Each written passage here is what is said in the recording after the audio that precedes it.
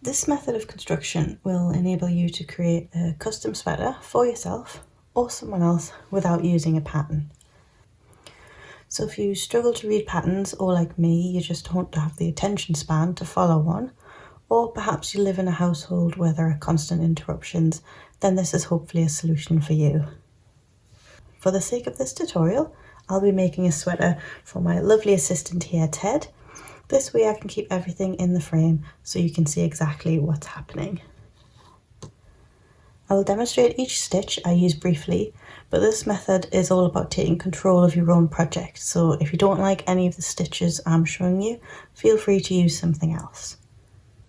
I will start by creating a foundation chain with a crochet hook. You can use whatever method you like to cast on, as there's no pattern, so there's no gauges to worry about. You can just start right away and use whatever hook size or needle works for you. There are no numbers with this technique. All I want you to do is cast on enough stitches so that you can create a circle that fits over your head. I find from crown to chin is usually a good length. Okay, so to create the foundation chain, we need to start with a slip knot on your hook. Go. Then we're going to chain 2. I'm going to go into the first chain, yarn over and pull through 1, yarn over and pull through 2.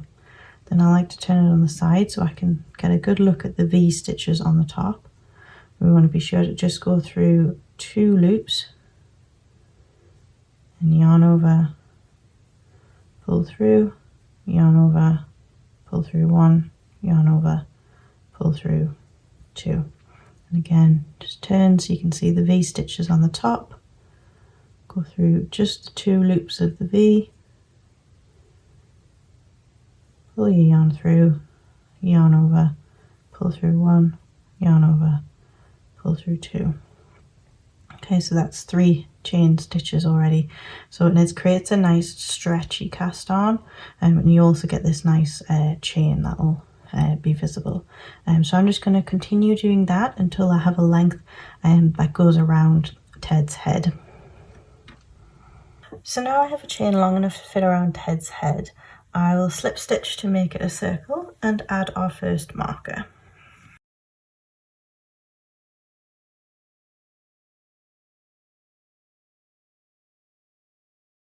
So I'll just add the marker to this stitch here. So this marker will be the start of each round. We won't be counting rounds or anything like that, but it's just good to know where to stop if we get to that point. So if you want to do ribbing on the neckline, that's when you would start this now. I usually like to make ribbing around the length of the top of my thumb, which will make it a different length for each person.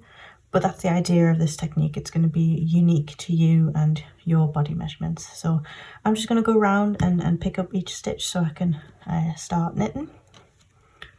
So to do that, so this is the foundation chain at the bottom, and this is the first stitches that we've created. So I'm just going to go around, pop my hook into each one, and pull up. This is effectively knitting each stitch. So if you wanted ribbing, you could do ribbing if you wanted to, which would just be a knit and a purl, or you could do 2 knits and a purl. I don't like to purl that much, so I tend to do 2 knits and 1 purl, just so it's less purls in a round. Right, okay, so I think this is probably about as long as Ted's thumb if he had one. So we're ready to try this on. So it's just on some waste yarn. What I'm going to do just to make sure that it doesn't fall, I'm just going to pop a slip knot in the end here. This is a good technique to use anytime you're going to try on your knitting. Just a slip knot in the end there, make sure it doesn't fall off. So let's just pop this on Ted. Okay, so now Ted has the circle around his neck like a necklace, and we're just going to place the marker on his spine. So this is what you would do to yourself or anyone that you're making this sweater for.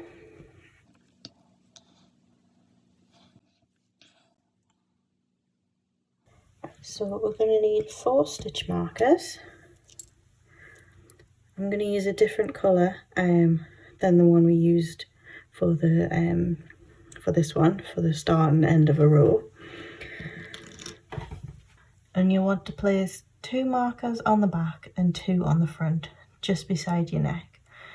You don't have to be exact about this, but if you do want more direction, feel free to follow your occipital bones on your head and follow your fingers down your neck and place the back markers there.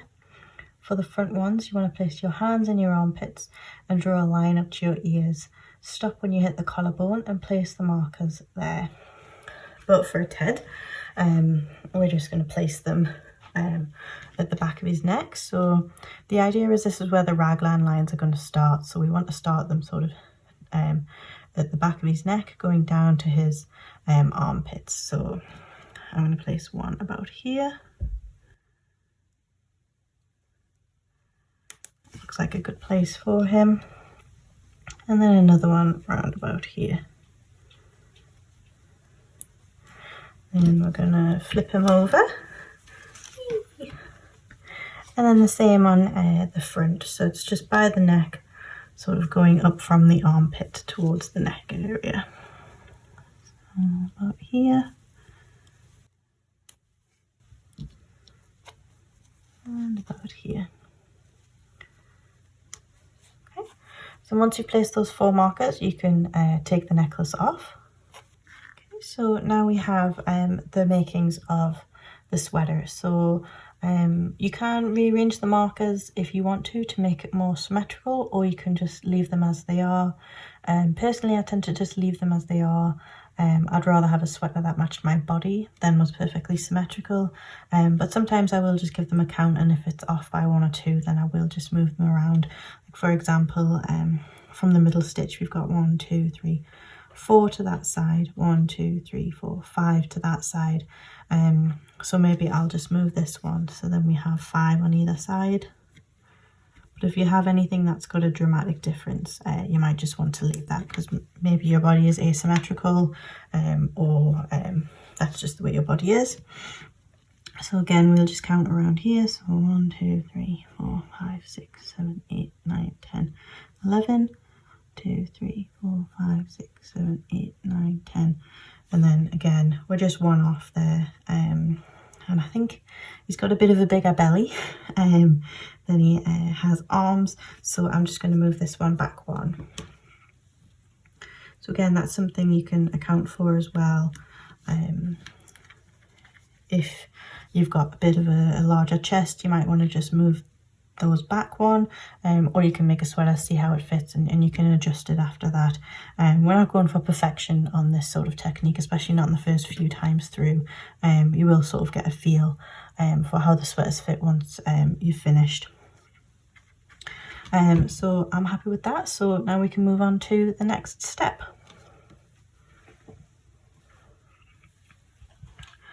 So now that we're moving on to the next step, you may want to replace your waist yarn with something longer. You're going to need the waist yarn to go all the way around your body, including around your shoulders. So you're going to want a waist yarn that's long enough to do that. This is actually long enough to go around Ted's shoulders, because he does have a bit of a big head, so it fits around his shoulders as well. So I know that this yarn is going to work, but we are going to be trying the sweater on a lot as we go. So we are going to want one that will allow you to stretch your knitting to its original size. So you're going to want a really nice long bit of waist yarn. So now what we're going to do is we're just going to go round and round, doing stockinette stitch. We're not going to do anything fancy here, but every time we hit a stitch marker, we're going to need to do an increase in front and behind. But we won't be increasing every row. So on, say, 1 round, we'll want to do increase in front and behind. And then on the next round, we won't want to do that. So the technique I use to keep track of that without having to have a pen and paper, keeping notes, anything like that, is I actually put the stitch markers in the stitches rather than on your needles or on the waist yarn, which I think is the traditional way when you're knitting. And this way the stitch marker doesn't always move with my knitting, I will show you this in practice, but basically around where we do increases, I'll hit a stitch marker and then I won't move it once I've done the increases. And then when I hit it again, the stitch marker will be there, but it won't be on any stitches. And I know at that point, I don't do any increases. All I do is move the stitch marker. So we'll be alternating rounds between increases, moving the marker, increases, moving the marker. And as long as you always keep that pattern, you'll always be able to pick up this knitting. Even if you've put it down and haven't touched it for a year, you'll be able to come back and remember where you were, even if you were partway through a row with no notes, no nothing. You'll always be able to pick this up and come back to it and never have lost your place. So let me show you that in practice. Okay, so I'm just gonna knit all of these.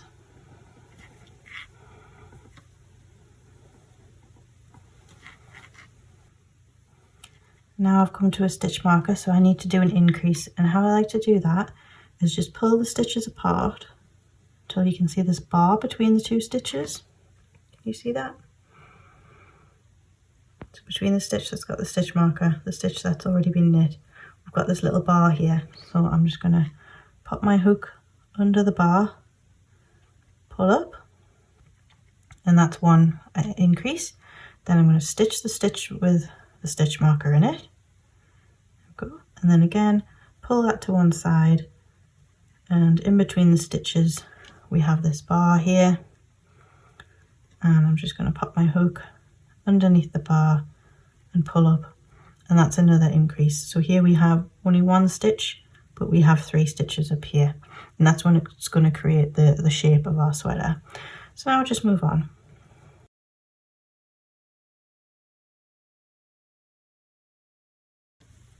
Alright, so again I've come to a stitch that has a stitch marker in it, so I'm just going to pull my knitting apart, do an increase, knit that stitch, then do another increase, and then carry on.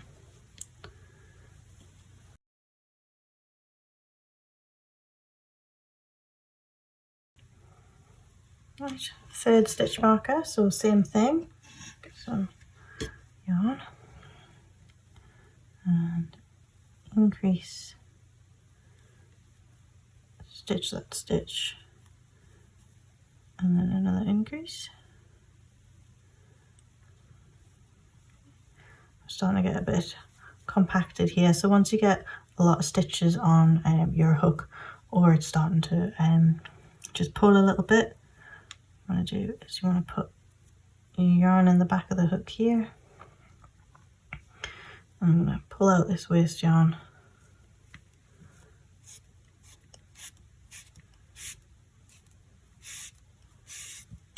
okay, so let's release the yarn that was slid through there, and we're just going to slide these off the back of the hook.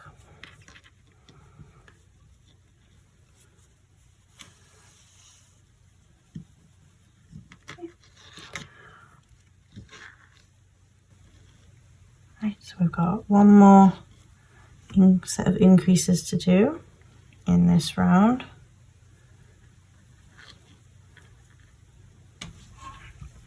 Okay, so I've come to the marker, just going to do increase in there, and another increase in here.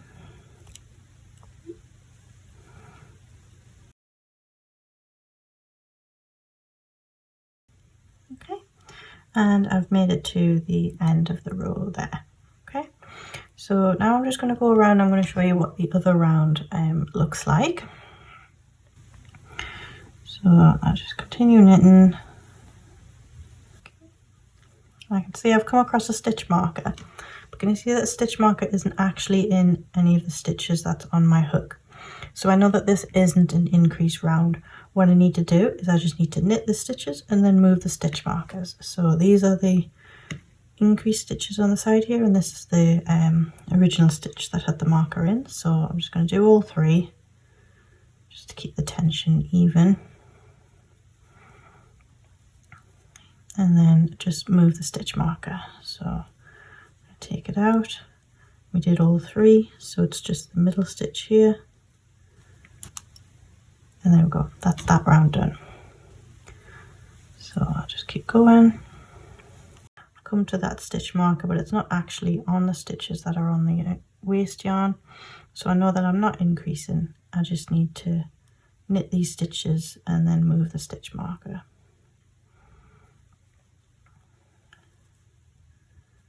So move the marker.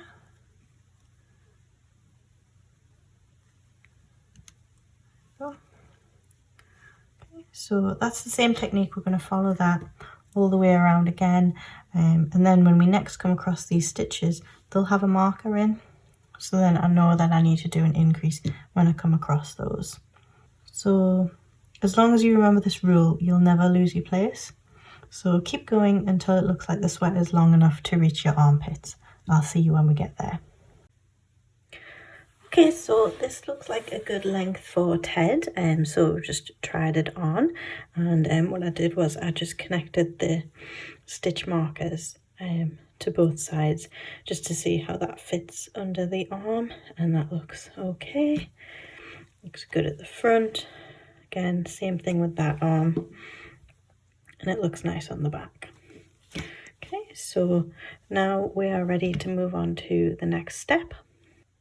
So now we're going to split the sweater into 3 sections. We want the left arm, the middle, and the right arm. So you should end up with something that looks like this.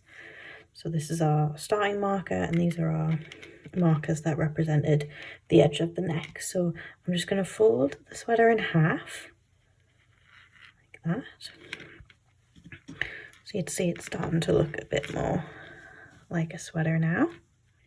So how we do that is we take some scrap yarn on a darning needle, and we'll move the stitches from the outside of the markers onto scrap yarn, and then we'll go through the other set of markers and then the final set of markers.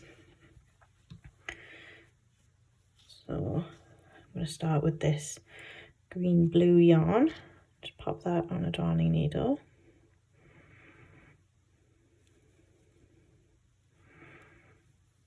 Okay, and then starting at this stitch, it's just the corner marker, doesn't matter which side you start on really. Okay, go just follow the waist yarn, so I'm just following this blue yarn, making sure to pick up every stitch. Go slow, you don't want to miss one. I'm just going to keep going until I get to the other marker. There we go, and pull that through. Okay, I'm going to tie this in a knot just to make sure we don't lose any.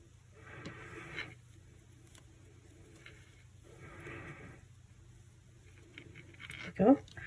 So that's one arm all secure. And I'll do the main body. And I'm just going to start from where we left off. So this stitch is on the green yarn, so I'm just going to pick up the next one.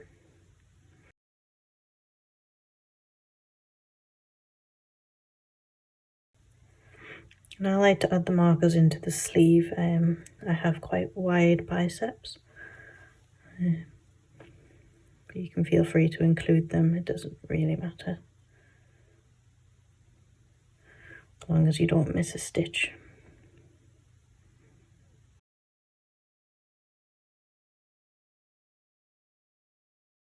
Okay, so same thing, I'm just going to tie this in a knot. This is a bit of a bigger piece, so I'm not so scared that they would fall off, but just in case.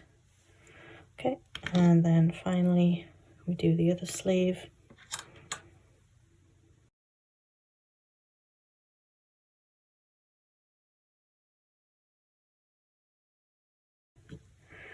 Then I can remove this blue waist yarn. Okay, so we're now in 3 separate sections. So I've got this green yarn for one sleeve, the purple yarn for another, for the middle, sorry, and then this green yarn for the other sleeve. And now you can decide between doing the sleeves or the body first. I like to do the body first, just in case I run out of yarn. I'd rather have a shorter sleeve than a shorter sweater. So to finish the body, we're just gonna pick up where we left off. Okay. And here you go, see, just knit as normal. You can see I have this bit here where it's trying to split. So I'm just gonna hold it as if it was together, just to keep the tension right. Just knit as if it was one piece.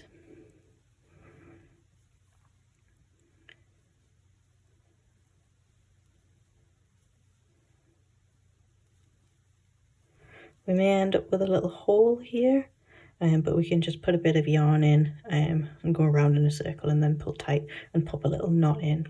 Then that'll be fine. I'll show you how to do that in the end if I do end up with a bit of a hole. Okay, so you get the idea. I'm just gonna go round and round and round until the sweater is as long as I need it to be. Okay, so we've knit the body and the ribbing. So now I'm just going to bind off with a single crochet. So how you do that is you just go into the stitch,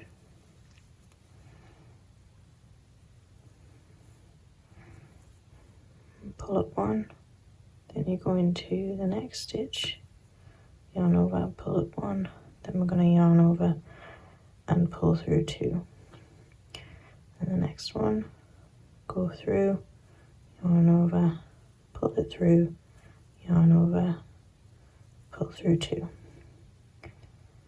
and then just repeat that all the way around.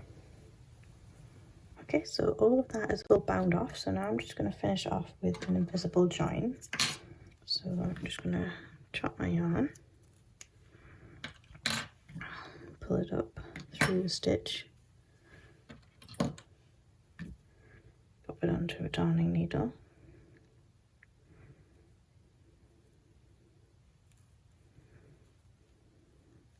and what we want to do is we want to go around the first stitch we made. So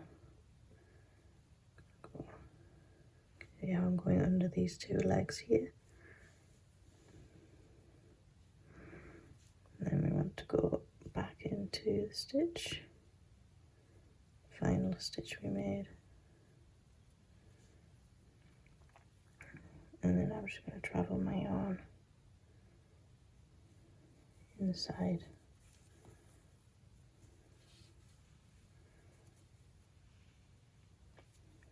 And I'm just going to go down through some purl bumps on the back, just to weave in my ends. I like to go down and then back up, making sure to split the yarn.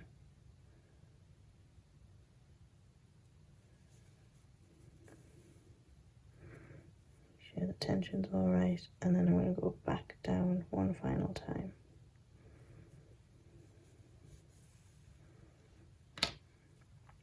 And then I'm just going to chop off the excess. There we go. So that's the body all done. That's the view from the front.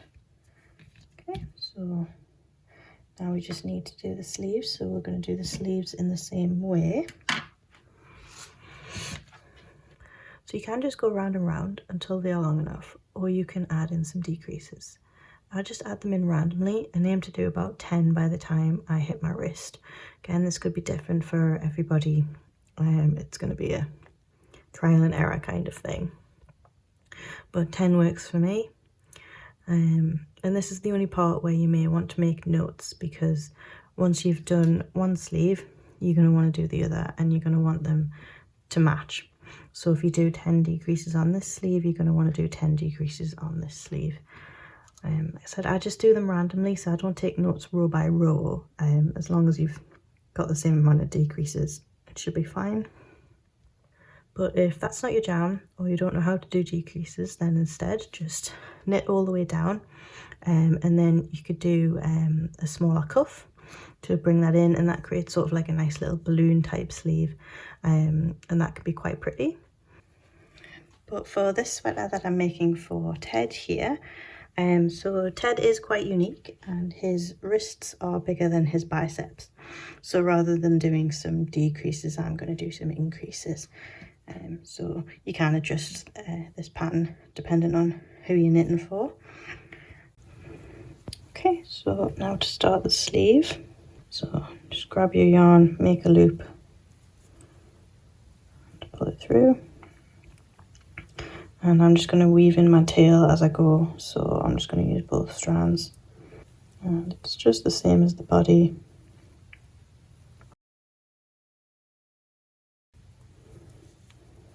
I want to keep these ones quite tight as you get down here to the join. So this is the final stitch. And then we want to join these together. So we want to keep that tension quite tight. I'm going to remove one of these stitch markers because I don't need both. I'm just going to keep this one as my start and end of the round. So bring it quite close together. And we want to stitch that one really tight, so just tug on the back of your yarn to make sure that one's tight.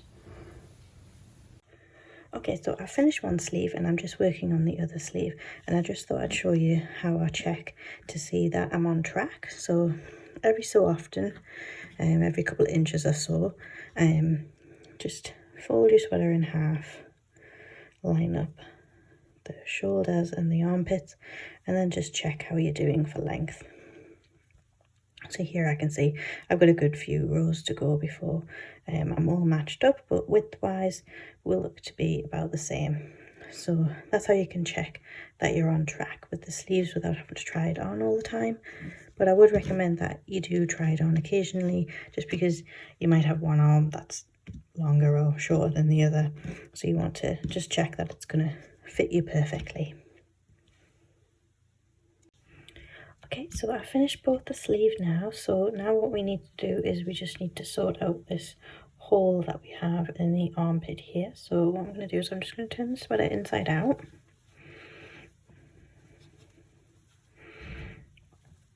Okay, so now you can see we've got this circle here. So I'm just going to grab some yarn on a needle, and I've got quite a sharp needle here rather than a darning needle.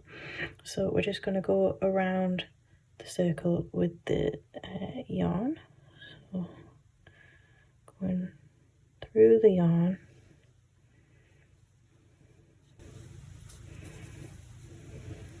bring this up so you can see. So I'm just going through the wefts of the yarn,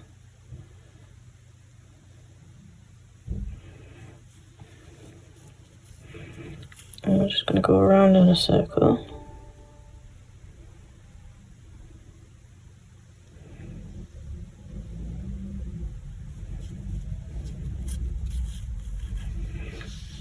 Okay.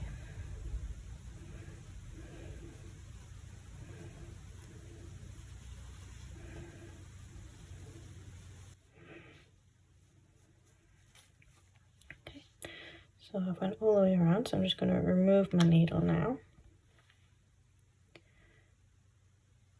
And what I'm going to do is I'm just going to pull on those strands to close up that hole.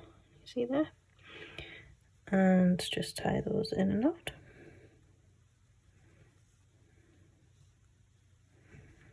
I like to do a triple knot. 1, 2,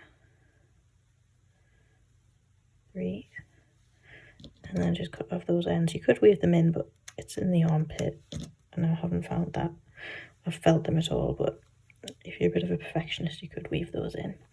Okay, so let's turn this round the right way, and there we go, no more hole.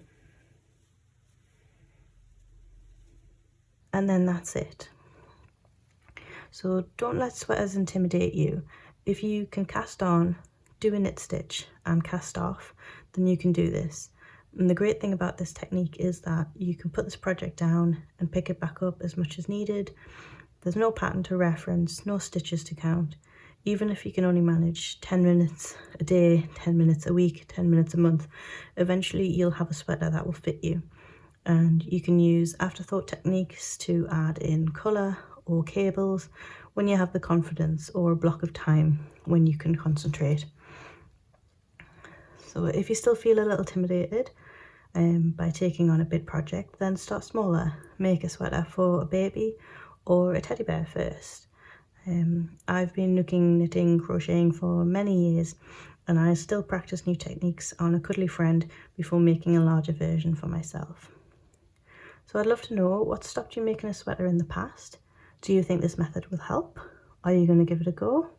Let's chat in the comments. I'll see you in the next video.